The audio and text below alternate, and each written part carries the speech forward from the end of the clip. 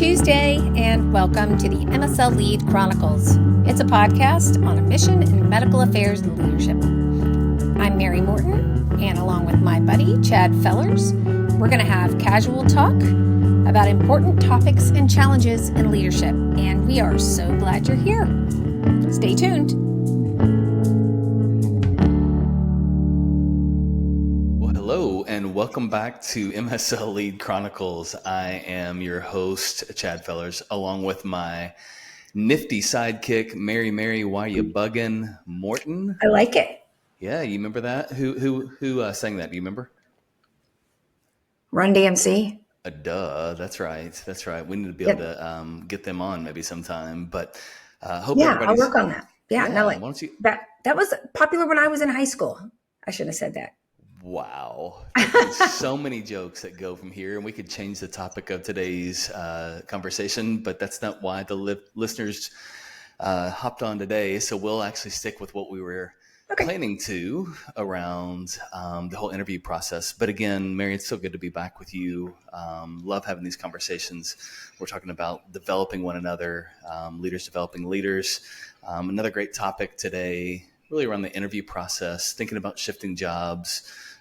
What's our approach to that? What are things that we need to be mindful of when we're having these conversations, before we have these conversations too? Mm-hmm. So can't wait to get into it. So Mary, as customary, and actually, let me back up. This is going to be a little bit of a role reversal, or instead of you asking me a lot of these questions from my perspective, I can't wait to hear yours, because you've been doing this since, I think, when was the Titanic? I can't exactly remember. It was 1912, but You were just a glimmer in someone's eye at that time, or nevertheless, we'll get into it. So I love this because I get to get Mary's perspective. She's been in this for quite some time. I learned a lot, honestly, when I was in the process of learning how to interview others as well from her. She may not know that, and I don't really want to give her too much credit for it. So that's about as much as I'm going to do right now. So with that, Mary, since I'm going to be interviewing you in many ways, why don't you share with our listeners the key takeaways? I would love to. There's probably tons more than 3, but I settled on 3, and we'll kind of expand on that. But I would say for anybody who is interviewing, the first thing is you have to know why you applied to the position you're interviewing for in the first place. Why does the position you applied for interest you? And what do you feel like you can bring in terms of value to the role? The second thing, and shockingly, more people than you know don't do this, and that is you have to take the process seriously. And then I would say the third one is, I think you have to be very honest with yourself. And we can expand on these because that's a very big statement, but I think it's very important as you step back and make decisions like this, that you know that you're being honest with yourself. I love it. Okay. I did say I love it because I do. These are really fascinating topics. And this one really does, it hits everybody, whether you're in a leadership role, whether you're aspiring to be in a leadership role, whether you're just entering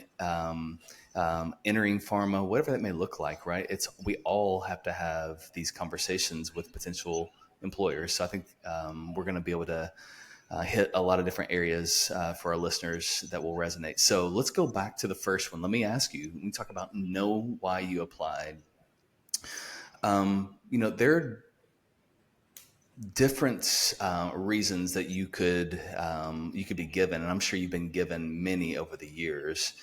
Why don't you share some of the standard or even more generalized, can you think of generalized reasons someone would give you when you ask that question? Well, I think a lot of people like to default to the reasons that they say they're open to interviewing or looking at another position. So I'll just kind of run through some of them, and I'll expand on a few of them. But I'm interested in a growth opportunity. I need more challenge. I lack scientific stimulation right now.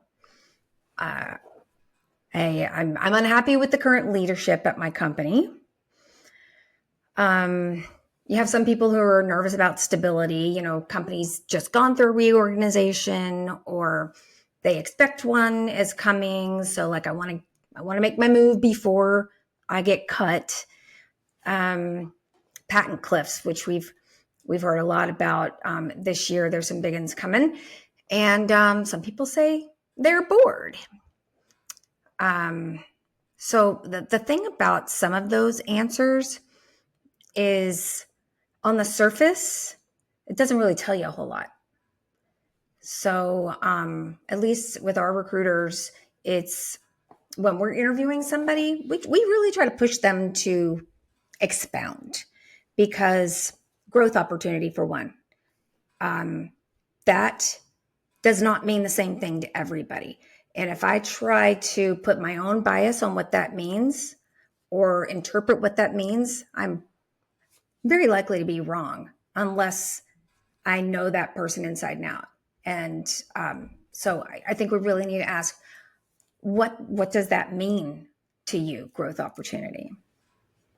Well, we need to know that, to make sure that we're presenting opportunities that make sense for them, or that we are not putting someone in front of a client and the person says, I'm looking for this in terms of growth opportunity, and the company, and maybe it's to become an MSL director, and the company just promoted an MSL director like 4 months ago. I mean, it's unlikely that person is going to get that. And so, we have to have like a really honest conversation with them. But guess what? Growth opportunity, when you ask someone what that means, it doesn't always mean I want to be an MSL director.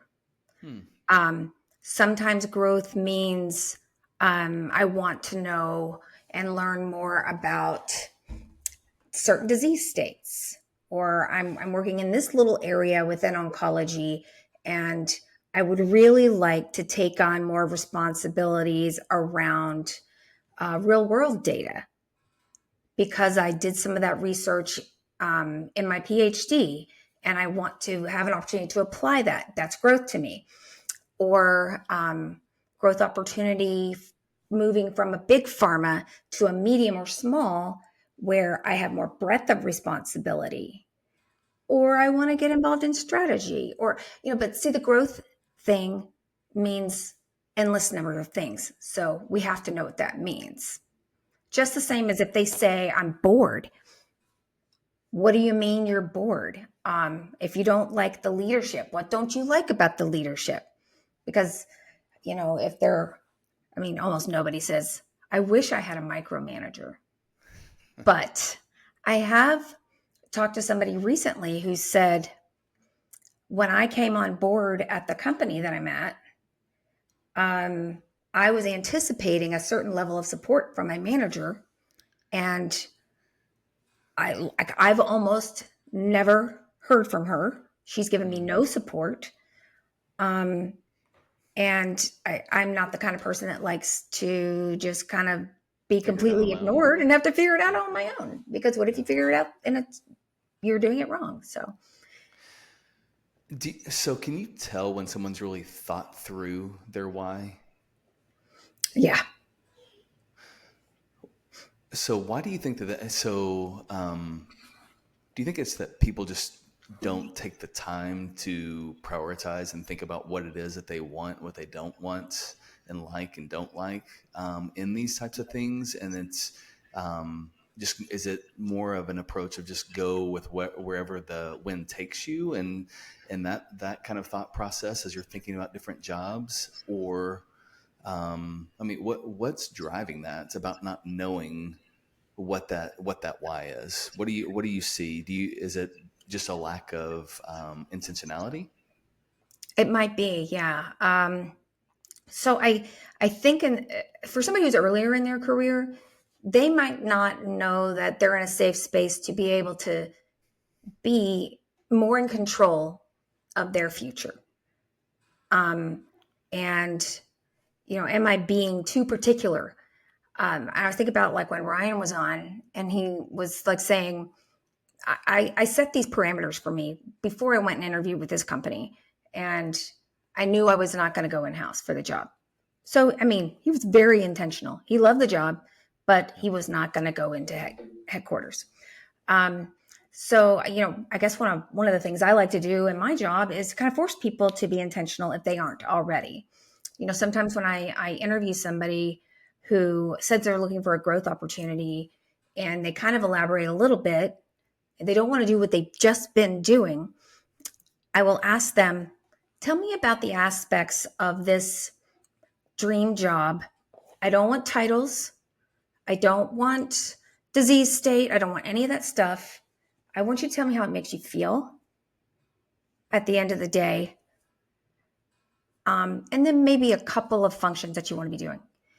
Okay. And sometimes we just go through that path of discovery together because sometimes they don't know. Maybe it's not that they're just flying by the seat of their pants. Maybe they know they need more and they just don't know what it is.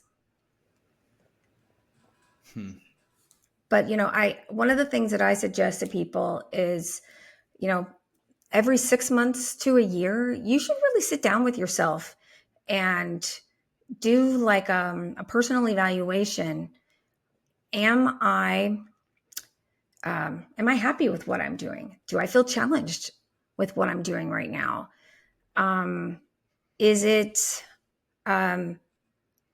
where I said I would be in 2 years ago? Am I moving the needle? Am I making a difference? Is this job I'm doing right now something I love so much that I can't wait to get up and face the day? I mean, and if you can't say that to yourself, I think you need to kind of figure out what's missing. And then when you are having a conversation with your recruiter or whoever your, I guess, accountability partner or whoever you bounce ideas off of, discuss it with them. And, then maybe be open to hearing about opportunities. But I think the mistake people make sometimes is they make an emotional decision. Like you wake up one day and you hate your job, you hate your boss, the CEO just did something ridiculously dumb, and you've lost faith in the company. Your personal and professional mission no longer aligns with that company, for today at least. I think you need to go through this reevaluation instead of just pulling the ripcord and saying, I'm out of here. Because what you'll find is the amount of time it takes you through the interview process and you get there and somebody now wants to hire you and you're not ready to leave. Okay, so now I'm curious. You said a lot. I know. I do that. Little bit. I'm glad we're nothing alike when we tell stories. It's great. So I'm curious about this, and I may be giving away, or you may be giving away a recruiter secret potentially. I don't know if that's really the case, but I'm curious.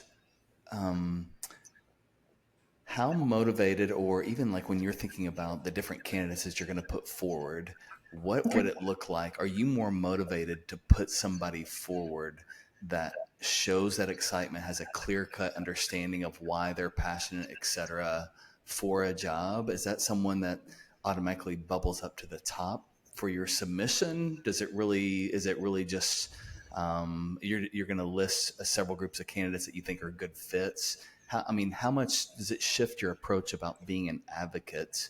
Or do you think that has something to do with that? If they're being sincere, if they have a clarity of mind and you can tell that they're not running from something, they're running to something, does that impact your approach with your discussions with the hiring manager?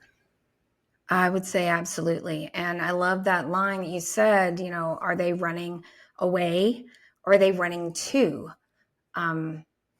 I think that's really important for a recruiter to try to be able to figure out. So when I talk to somebody about a job, and I have some big pharma clients, but I've got a lot of mediums and smalls and companies that I would expect nobody's ever heard of before.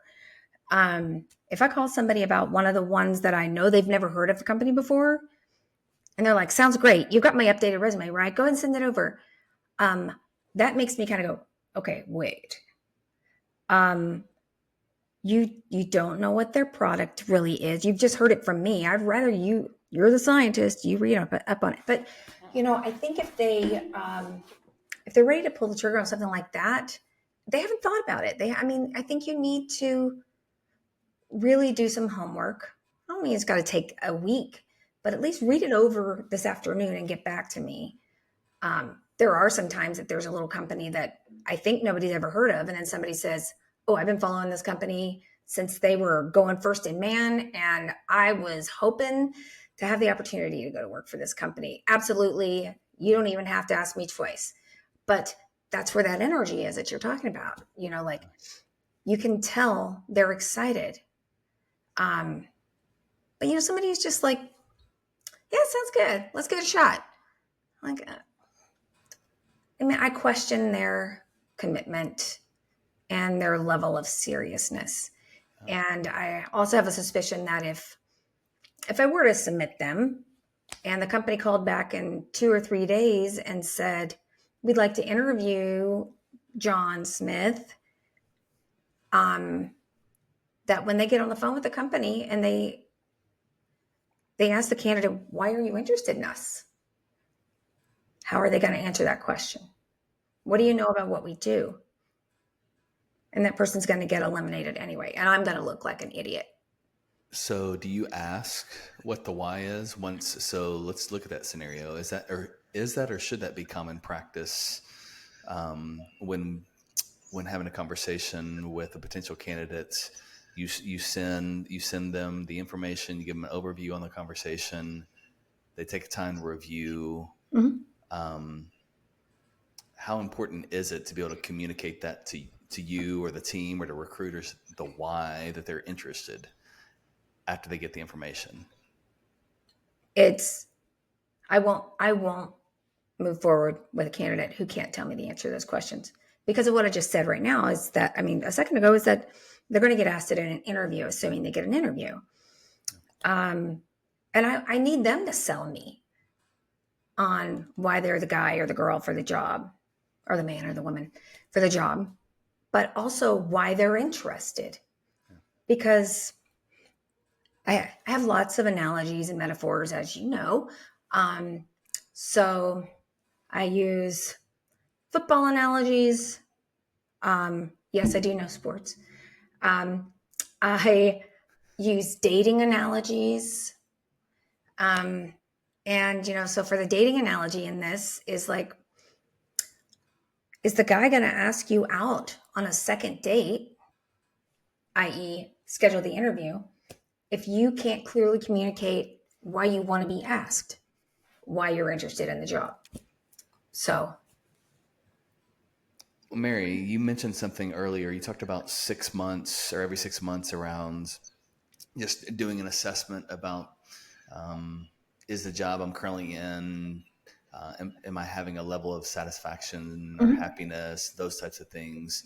I think one of the things I was told a long time ago, and quite honestly, I've told that to the team that I've gotten to work alongside, or the teams I've gotten to work alongside, is to interview once a year, right? Just to see what's out there, to understand the marketplace, and just to keep your interviewing skills up. So in the scenario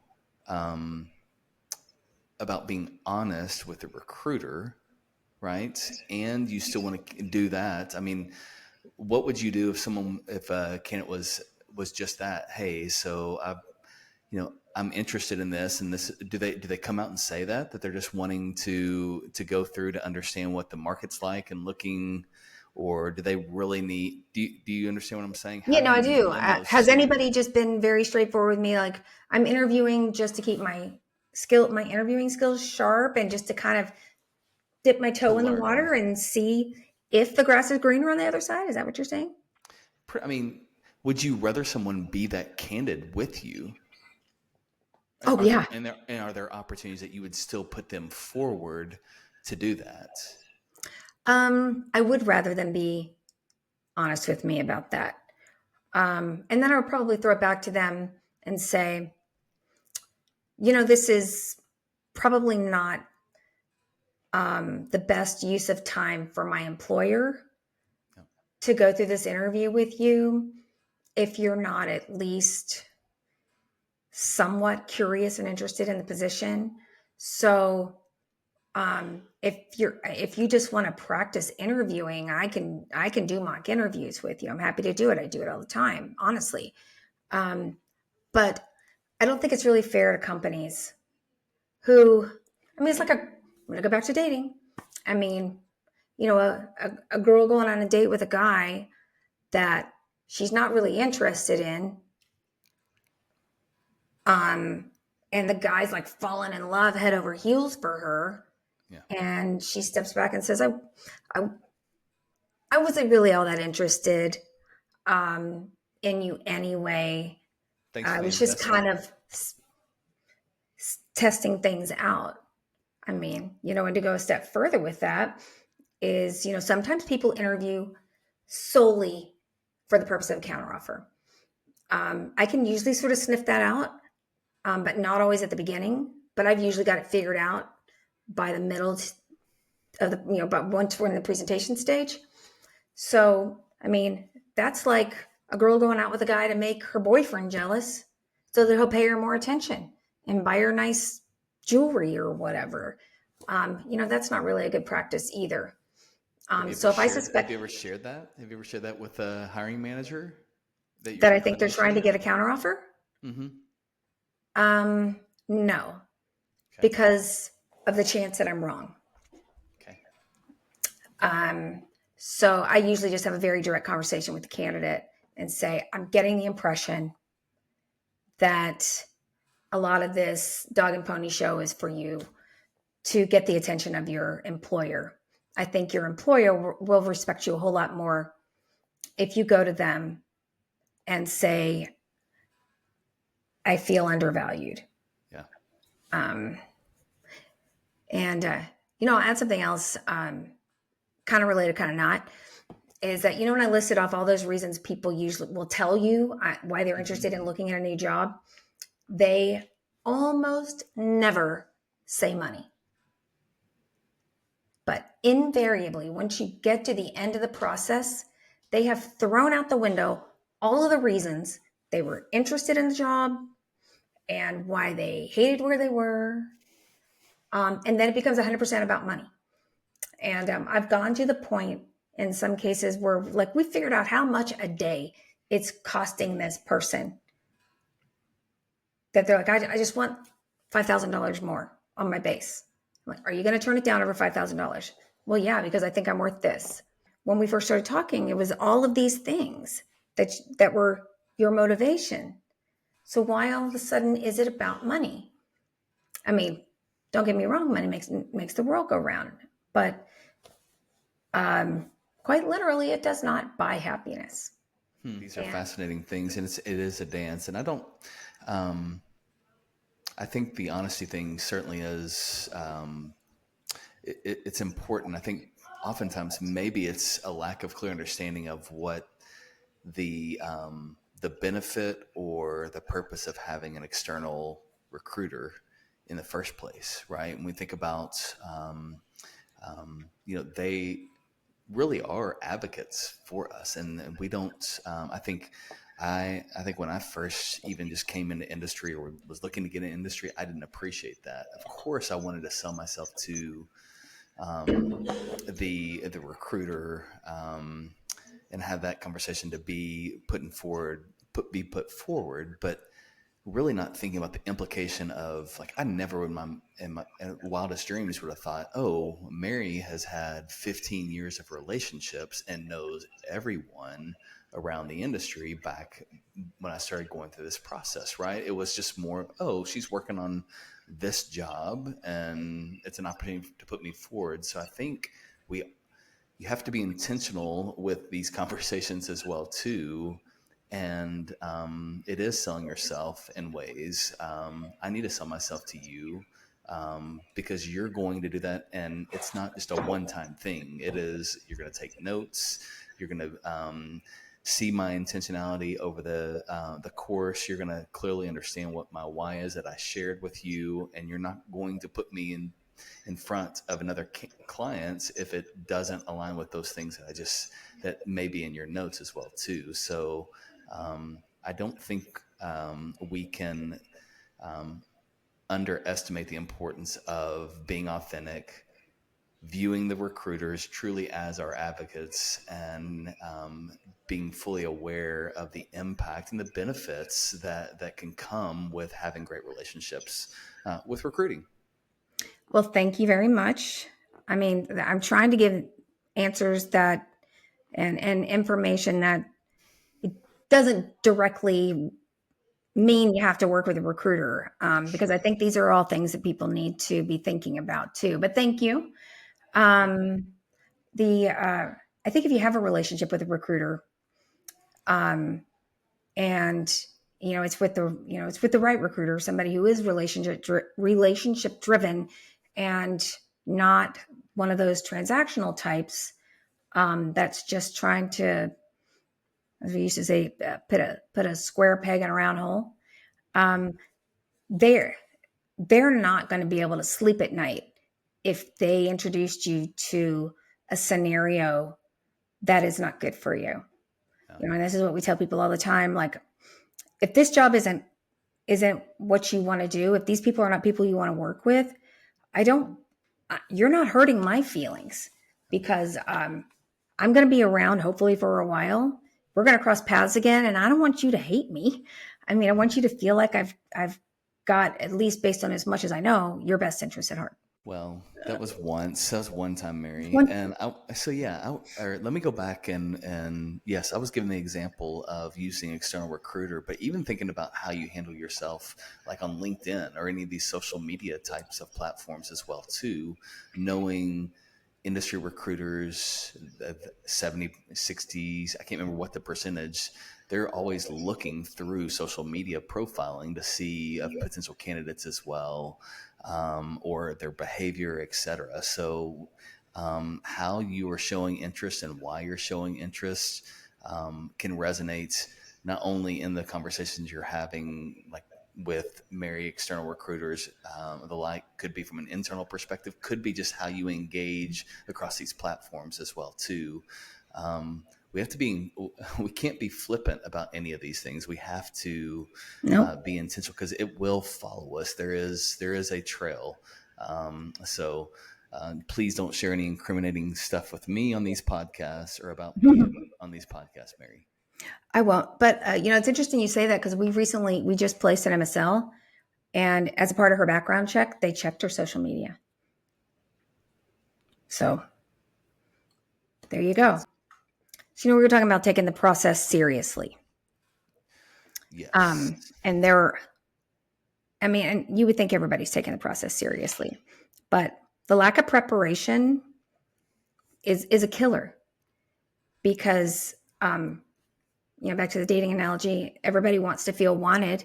If you go through the first interview and they don't get the feeling that you've done your homework, that's going to tell them that you're not interested, and they're not going to ask you for a second date. So if it's through a recruiter, if it's through me, they're going to call me and go, "What's going on with this person? They don't sound interested at all." It's completely different from what you said when you sent them over. I think that's really important, that you have to do your homework. And if you're not interested, then don't go through the process. And I think sometimes you don't know how interested you're going to be until you start moving through the process. This is why I love companies that do sort of a courtship kind of interview process, where it's not like one interview with HR, one interview with the hiring manager, final, and you're done. Because I think it really gives somebody a chance to sort of assimilate them into the company. But this is going to sound silly, but I think you have to absolutely, in the interview process, if you're going to take control of this process for yourself, is that you have to be yourself. You have to be sincerely yourself, because how are you going to be able to determine if your personality is a good fit with the team? If you don't want to just give them answers they want to hear if they're not authentic. And I would say one other thing, most companies have a mission statement on their website. And I would say most of them, they live and breathe it, live and breathe it. And does that mission statement align with you? Does it align with what your short-term and long-term mission is? I think you got to ask yourself that. So when I'm saying like being honest with yourself, I think sometimes you can become enamored with dating the supermodel or the big name, big pharma with the flashy drug and the whatever, that you're not digging below the surface to see if everything else is what you really want. And I can tell you that some of these candidates that are dating the supermodel and finding out that she's vapid and, they're realizing that they decided to take that job at that company for the wrong reasons and they're unhappy again. So I think you have to be honest with yourself. Why am I interested in this job? What am I going to be able to accomplish here? Or am I going to be 6 months to a year from now reevaluating and telling myself again, I'm not happy? Yeah, so this is a fascinating topic, Mary. You've got me thinking about this. So the importance of a candidate selling themselves for a position. Once you've gone through the interview process, had conversations, whatever that looks like, how important at the end of it is to express how interested, and is there a balance of, because I think that for candidates oftentimes have a fear of, if I overextend myself and how excited I am, that diminishes my value to the company potentially, and they're no longer chasing me. Talk to me about that, or tell the listeners about that. Well, like they said on the Titanic, that's a bunch of malarkey. They said that on the Titanic? I don't know. I wasn't there. I know, despite what we think here, but no, that whole idea of playing coy and that they'll want you more. It's a bunch of malarkey. It is. Or that you'll be able to negotiate a higher. We don't play those games. Companies, and I know this from talking to hiring managers, and you tell me you're a hiring manager, like all other things being equal, money aside, right? Both candidates equally qualified to do the job. Yeah. But the one that wants it more, the one that's excited, who are you gonna make the offer to? Fair point. I definitely want someone that has a high energy and is eager to do the job. I think, to your point, then being able to communicate why they want to do it is just as important, to help me understand whether or not, or to validate the authenticity, I think, of their statement. And I have another. Oh, I'm sorry. And I have a great example of that, and I'll make it quick. We just placed a guy last month. He just started, and he, in terms of years of experience, he didn't have as many years of experience that this company would typically pay the top of their range. But he was uber prepared for every step. He was very transparent about his interest level. He was professional and polished, but he was very much authentic in himself. He killed the presentation, which is kind of what we said with him all along through the process, is that if you want this base salary, it's in your hands to show them that they can't live without you. And he did all of those things, and he got the offer at the top of the range. Now, that doesn't happen every day, but it's like the effort you put in, it's up to you. It's not up to me. I can't. I think I'm a good negotiator, but I have to have something to work with. And actually, in the end, I think his performance was what negotiated that offer. So yeah, don't play coy. You're going to cost yourself an offer. I think I did that. I've done that a few times when I first got in or trying to get in industry, or maybe even first few years within industry is, and I think honestly, I don't know where that comes um, from You terminal got poor degree. advice. Well, or I think maybe it's even just, I don't know if there's some kind of entitlement, maybe that, if I'm being honest, that came with me as a terminal degree. I don't know.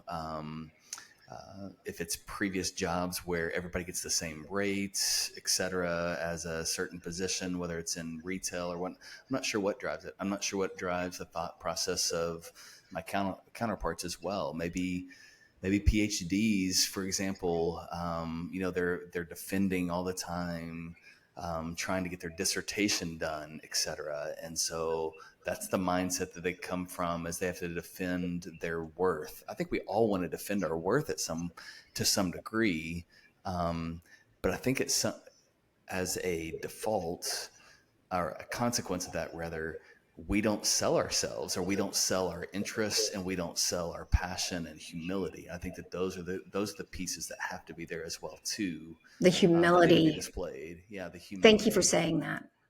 Yeah, it's almost like, I mean, if you're really wanting to negotiate a salary or things like that, if that's, and it gets to that point, I mean, you can still say, you know what, I am 100% agree. I think that we would be an amazing fit, and work and do and have magic created within our group as part, if we work together. When I'm looking at things, as much as I want to do that, I really need to make this, or this is where I am, or is there any way possible we can make this happen? Those types of conversations, it's a both and versus an either or, right? And I think that we get stuck in the either or at times versus the both and. So there are other ways to go about it. But I was just curious about that, Yeah. because I think I've played coy a little bit before, and you probably can sniff through that as well too when you're having conversations with candidates, if they're being sincere or not with that. That's part of the sincerity, I think, that you were mentioning earlier. Yeah. Well, I mean, this would go off on a whole other tangent, but I'll just say real quickly, and we can talk about it another day, is that at least in your building your relationship with your recruiter, you have to build a level of trust, and feel comfortable knowing that the recruiter's in your corner. And if you don't feel that way, I don't know that you'll be able to have that open conversation, because there's a lot of emotion in something like that. And that's not an unusual um, thought process that I have to sort of play coy. It's a lot of people think that, and I'm not trying to say anybody's stupid for feeling that way. But I'm here to educate people. Don't sell yourself short by doing that. Hmm. That's why people tune in, is because they hear these kind of tips to learn. So I love that you've been able to share that. Any other thoughts you want to make sure we get to discuss today when we're talking about the whole interviewing process? Um, I just feel like you owe it to yourself to be honest with yourself throughout the process. And if you are interested in a position, remember the reasons that you initially told yourself and told the company. And if you went through a recruiter, what you told the recruiter were the reasons that you were interested in the position, that you feel could go in there and kick butt in the position, and how it was going to make you feel when you got up every day and knew that you were going to do something that was going to help patients and move the needle, and not get wrapped up and forget all of those things and then have it just be about money. Because I know plenty of people that have regretted that decision. I recently rewatched a video. It was Steve Jobs, 1997, making his announcement for the Think Different campaign that Apple was going to be releasing back in 1997. And Think Different. And he was talking about all the different brands that they don't talk about, like Nike. They don't say that we have this kind of technology in our souls and blah blah blah. Is talking about something that makes you feel something.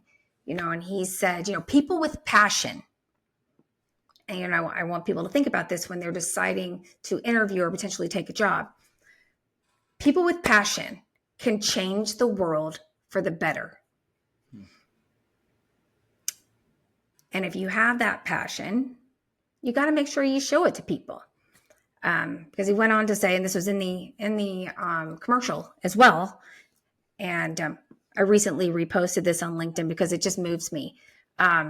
Those people who are crazy enough to think they can change the world are the ones that actually do. Mary, we've interacted a lot over the years, and that's one of the wisest things I think I've ever heard come out of your mouth. So, really good. Thank you. One of the many things, quite honestly. No, Okay. seriously, I think that passionate people. That's what we need to be. I think that's what we all are at our core. I think it's just how do we communicate that and reflect it. And if you don't have that, why don't you have it? And I think it goes back to the whole thing that we've talked about: being intentional with the things that we do, be intentional with how we are acting with others, as far as treating everyone as our thought leaders or KOLs with that level of respect. Thinking about what it is that makes us happy. I think all those types of things are essential when we're thinking about interviewing. We're thinking about career transitions. We're thinking about the job that we want to take, the direction we want to go, etc. So, that's really good stuff, Mary. Thanks so much for opening it up a little bit about kind of what your view is from really that the recruiter lens. It's always good to connect with you. Thank you so much for taking time out of your day to our listeners. Those that are in the process of interviewing, even now, I think that there's some application we can have, or just to even reset in ways. So be intentional, take some time to do this. And I can guarantee you'll reap the benefits, whether it's keeping you from pursuing something, whether it's pursuing something with a new type of vigor, with maybe it's finding your dream job, or actually saying yes to your dream job for the right reasons versus what you thought might be initially. So whether it's the drive for money, whether it's the drive for happiness, whether it's the drive for adventure, whatever that looks like, have a clear understanding of what it is that makes you happy. With that, I look forward to our next episode. We will tease that up here in the coming weeks because the podcast makes me happy, and hope Mary, it does too. It's always good to be with you. Thanks to our listeners again for wanting to make the choice to learn how to lead and lead well. And I'm thanking you because I need that. The way that you speak to Mary and I and give us feedback and share your ideas, we couldn't do it without you. So thank you for developing us. Can't wait to be developed even further. And with that, lead well. Have a great week.